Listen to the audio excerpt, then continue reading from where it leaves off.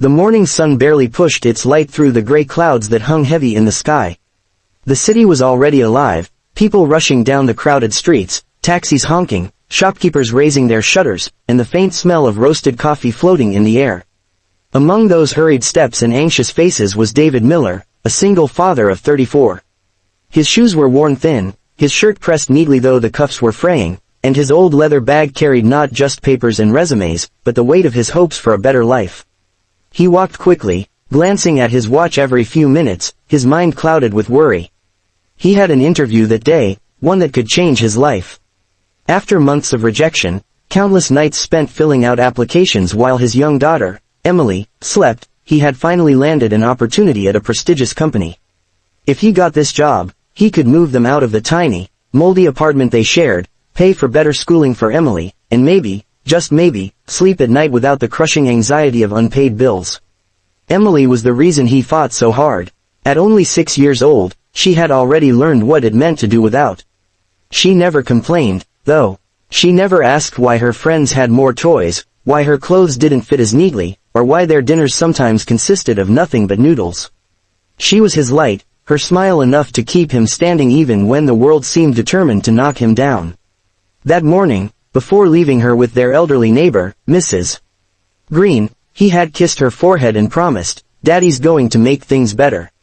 Just a little longer. As he neared the street where the office was located, his steps grew more hurried. His heart pounded with both nerves and determination. He had memorized his answers, rehearsed his pitch, polished his resume until it gleamed. He wanted to be perfect. For Emily. For their future. Then it happened. Just as he passed a small park, a sudden sound sliced through the city noise, a child screaming, voices panicked, people gathering in a loose circle. David's eyes darted toward the commotion, and without thinking, he rushed toward it. In the middle of the chaos, a little girl no older than Emily was choking. Her tiny hands clutched at her throat, her face turning blue as her terrified nanny shouted for help, paralyzed with fear. David didn't stop to think of the time, of his interview, or of the desperate need that gnawed at his life. He only saw a child fighting for breath. He pushed through the crowd, knelt beside her, and acted. His hands were steady, his voice calm though his heart raced. "It's okay, sweetheart, I've got you." He remembered his first aid training from years ago when Emily was just a baby, and he had sworn to always be prepared to protect her. He performed the Heimlich maneuver, his arms firm but careful. One attempt, nothing. Second attempt, still nothing. Panic threatened to break through, but he forced it down. "Stay with me, come on," he murmured, almost as if speaking to Emily herself. On the third thrust, the piece of food dislodged, flying out as the girl gasped for air, her cries breaking the silence that had gripped the crowd. Relief washed over everyone. The nanny wept, thanking him profusely, while the little girl clung to him, trembling but alive. He hugged her gently, whispering words of comfort as though she were his own. But then he remembered the interview. His heart sank as he looked at his watch. He was already late, very late. The company he had dreamed of working for, the job that could have saved his family from their endless struggles, was slipping away with every passing second. Still, as he looked at the girl's tear-streaked face, he knew he couldn't regret what he had done.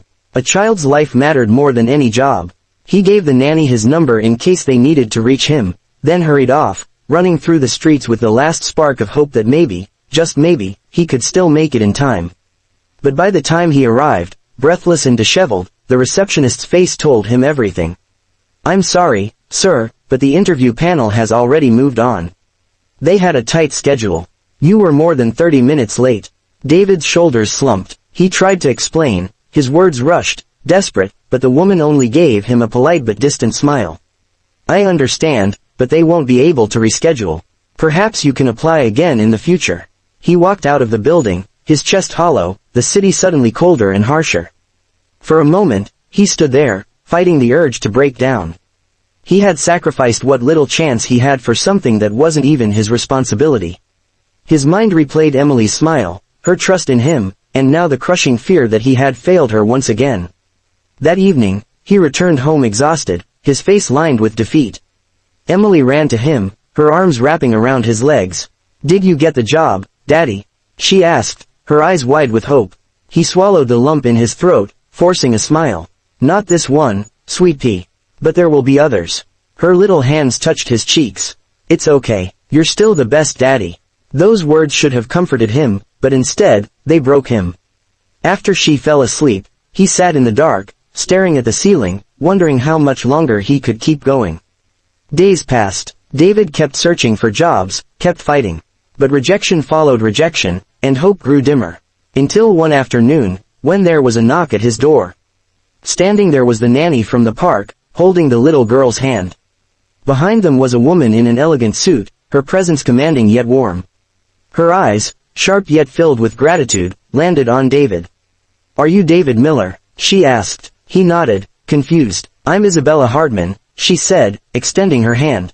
The name struck him. She was one of the most powerful CEOs in the city, a billionaire businesswoman known for her empire and her relentless drive. The little girl hiding behind her leg was her daughter. David's breath caught. He had saved her child. "I've been trying to find you," Isabella continued. "My daughter wouldn't be alive if it weren't for you." "Thank you." Her voice faltered slightly, emotion breaking through her polished demeanor. She looked at her daughter, then back at him. "You missed something important that day, didn't you?" David hesitated, then nodded. "An interview. A job I really needed." Her eyes softened, realization dawning. She didn't ask why. She could see it in his modest home, his worn clothes, the fatigue in his face. But what she did next left him speechless. "Mr. Miller, I don't believe in coincidences. I believe people cross paths for a reason. I want you to come to my office tomorrow morning. Not for an interview, for a job offer." David stared at her, stunned, words caught in his throat. "But, I don't." "You've already proven what kind of man you are," Isabella interrupted firmly. "Someone who values life, who acts without hesitation, who is selfless and strong. Those are the kind of people I want leading in my company. Skills can be taught, character cannot." For the first time in a long time, David felt hope surge inside him, stronger than ever. He looked at Isabella's daughter, who smiled shyly at him, then at Isabella, whose eyes carried both gratitude and sincerity. That night, he held Emily close, whispering, "Maybe things are finally turning around, sweetheart." He didn't know what the future held, but for the first time, he felt the ground beneath him steady. And all because, in one fleeting moment, he had chosen to save a life over saving himself. The night after Isabella Hardman's unexpected visit, David barely slept. His mind replayed the conversation over and over again, like a dream too fragile to be real. He had spent so many years knocking on closed doors, enduring rejection after rejection, that it felt almost impossible to believe someone as powerful as Isabella Hardman would come to his tiny apartment and offer him a chance. A chance that wasn't just a job, but something more, a recognition of his worth. For years he had convinced himself he was invisible, just another face in a struggling crowd, but now, for the first time, he felt seen. Emily stirred in her sleep, her small hand resting over his chest as she dozed on his arm. He brushed a strand of hair from her face, overwhelmed by love and fear all at once. "I hope this is real, sweetheart," he whispered into the darkness. "I hope this is the start of something better." Morning came quickly, and David rose before dawn. He carefully selected the best clothes he owned. Though still modest and worn at the edges, he pressed them meticulously, wanting to look presentable. He made Emily breakfast, packed her small school bag, and walked her to Mrs. Green's apartment with extra care, promising he would return soon with good news. Mrs. Green, who had been more like family to him than anyone else since his wife passed, gave him an encouraging pat on the arm. "You've done good, David. Don't doubt it. That woman wouldn't have come to your door unless she meant what she said." The cab ride to the Hardman Enterprises headquarters felt surreal. The towering glass building loomed like a monument to power, its reflection casting the morning sun back into the sky. People in sharp suits moved briskly in and out of its revolving doors, their expressions determined, their movements purposeful. David stepped out, clutching his bag, feeling both out of place and strangely determined. Inside, the lobby was vast and gleaming, every detail polished to perfection. He approached the front desk nervously, giving his name. The receptionist immediately brightened. "Mr. Miller, Mrs. Hardman is expecting you. Please, follow me." The respect in her voice startled him. He wasn't used to being treated as if he mattered. He was led to an elevator that soared to the top floor, where Isabella's office overlooked the entire city. When he entered, Isabella was already standing, her sharp suit offset by a warm smile. Her daughter sat quietly on the couch, coloring in a book, her eyes lighting up when she saw him. "Mr. Miller," Isabella greeted, extending her hand. "Thank you for coming." David shook her hand, trying to steady his nerves. "Thank you for inviting me." She gestured for him to sit. "I won't waste your time. I run one of the largest companies in this country, and with that comes not only power but responsibility. I've built my empire on more than just business strategy, I've built it on people. And when I look at you, I don't see someone who merely missed an interview. I see someone who put another person's life above his own ambitions. That kind of man is rare, and I would be foolish not to bring someone like you into my team." David struggled to find words. I don't know what to say. I'm not sure I have the qualifications you're looking for." "Qualifications?" Isabella leaned forward slightly, her gaze piercing yet kind. "Those can be taught. Loyalty, compassion, courage, those cannot. You've already proven you have them. I want you to work with me directly, starting as my assistant. You'll learn, you'll grow, and in time, I see no reason why you can't rise. Within this company, if you're willing, that is." His throat tightened. For years, he had been scraping for the smallest opportunities, and now one of the most powerful women in the world was offering him a place by her side. He thought of Emily, of the nights she had gone to bed hungry, of the look in her eyes when she asked if things would get better. This was his chance to finally keep that promise. "Yes," he said, his voice steady though his heart thundered. "I would be honored." A faint smile tugged at Isabella's lips. "Good, then we'll begin." The weeks that followed were nothing short of transformative. David threw himself into his new role with relentless dedication. Though the work was demanding, long hours, endless meetings, high expectations, he welcomed it. He arrived early, stayed late, and soaked up every lesson he could. Isabella noticed. She had a keen eye for people, and she saw in David the resilience and determination that had carried him through hardship.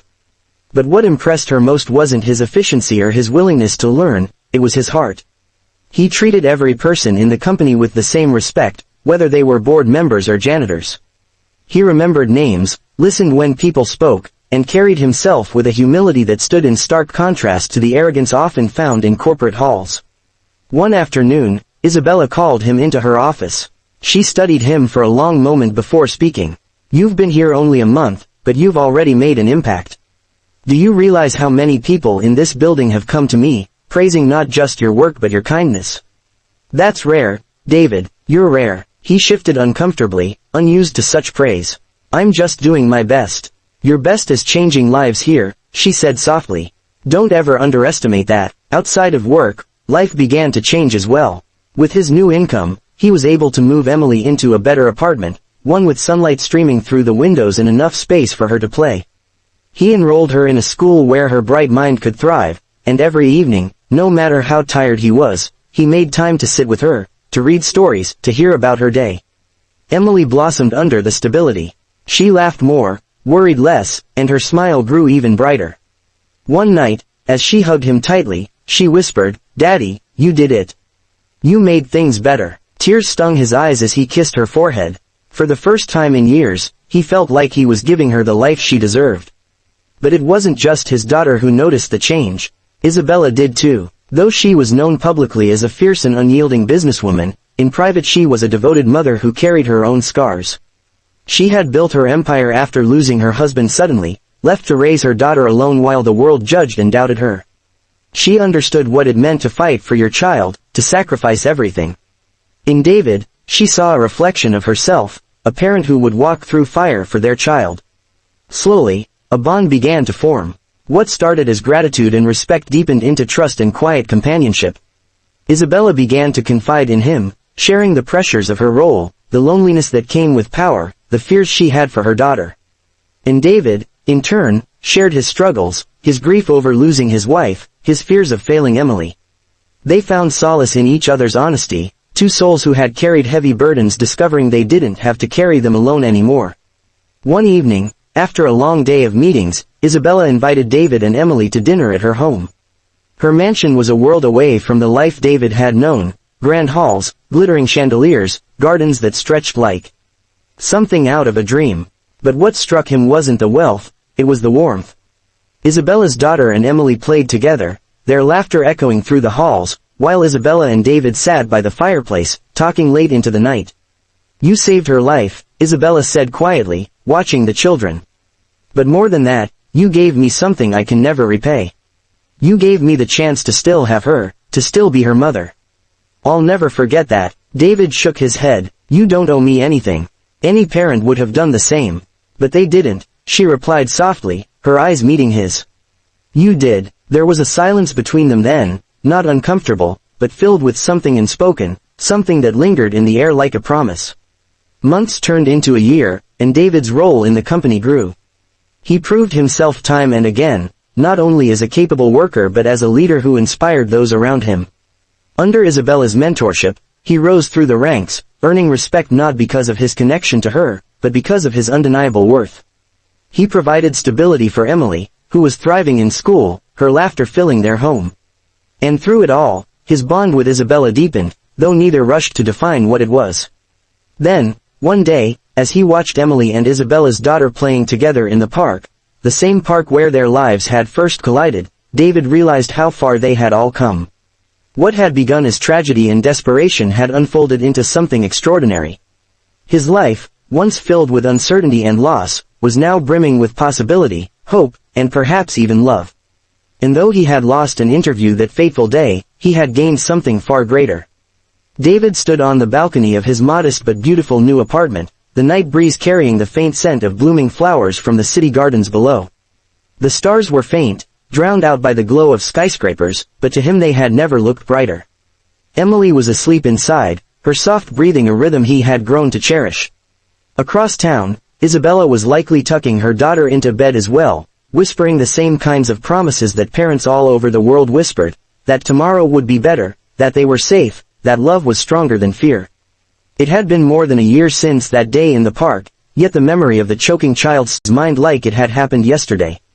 He remembered the panic in her tiny face, the way time had slowed down as he fought to save her, and how afterward his heart had been split between relief and despair, relief that she was alive, despair that he had missed his interview. He never imagined that moment would be the very thread that rewove his life. Now, when he thought about it, he realized that fate had always been waiting for him at that intersection. He was meant to be there, meant to choose a child's life over his own desperate ambitions, meant to prove to the universe that even when stripped of everything, he would still choose what was right. That choice had carried him here, to a life of dignity, respect, and possibility. In the company, he was no longer just an assistant. He had risen quickly, but not because Isabella had handed him anything. She had pushed him harder than anyone else, testing his resolve, demanding excellence, challenging him to become the man she believed he could be. And he had risen to meet her expectations, time and again. His colleagues now sought his counsel, admired his leadership, and trusted his judgment. He had become, in every sense, a man who could stand tall not just for his daughter, but for himself. But beyond the office walls, something deeper had bloomed. His connection with Isabella had shifted in subtle but undeniable ways. At first it was unspoken respect, then friendship, and then something softer, something neither dared to name but both felt every time their eyes lingered too long, every time their laughter intertwined, every time their children played together and the world suddenly felt like family. They had never rushed it, both carried scars, both knew the fragility of love and the weight of responsibility, but the bond grew naturally, like a tree rooted in shared soil. One evening, Isabella had invited them over for dinner again. After the girls had gone upstairs to play, David found himself standing in her study, surrounded by walls lined with books and awards. She had entered quietly, a glass of wine in her hand, and for a long moment they simply looked at each other. No words were needed, the silence was full of recognition, of gratitude, of a tenderness that had been building for months. She broke it softly, her voice steady but vulnerable. You've given me more than you know, David. Not just that day in the park, but every day since. You've reminded me that strength doesn't come from walls we build but from the people we trust to stand beside us. He swallowed hard, his heart tightening in his chest. And you've given me back my life. You've given Emily a chance to be happy, to dream. I don't know how to thank you. Her hand touched his, light but certain. You already have. That moment didn't need grand declarations. It didn't need promises carved in stone. It was enough to know that they had found something rare, something that went beyond circumstance and status. Two people, both battered by life, had found each other not in triumph but in vulnerability, not in gain but in loss, and had built something stronger than either had ever known. Months later, when the company celebrated its 20th anniversary with a grand gala, David stood beside Isabella, not as her employee, but as her partner in every sense.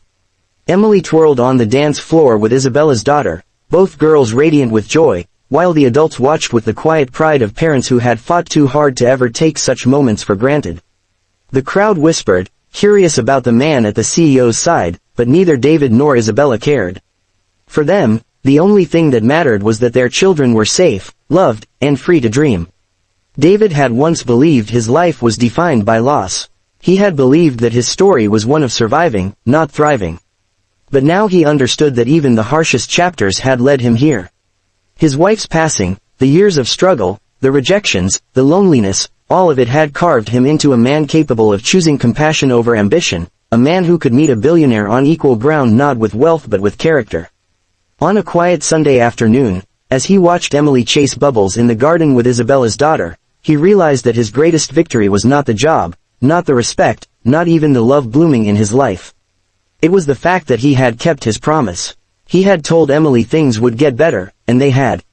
Not perfectly, not without scars, but better in every way that mattered.